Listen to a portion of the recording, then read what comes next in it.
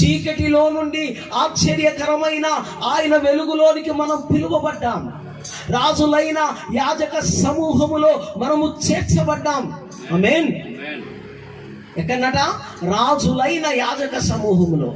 ఆయన రాజులకు రాజు, ఆయన ప్రభువులకు ప్రభు అయితే ఆయన పిల్లలు మనం. చప్పట్లు కొట్టి దేవుని నామాన్ని మహిమపడదాం. చీకటి నుండి వెలుగులోనికి నన్ను పిలిచిన తేజోమయ్యా, చీకటి నుండి వెలుగులోనికి నన్ను పిలిచిన తేజోమయ్యా, రాజవంశములో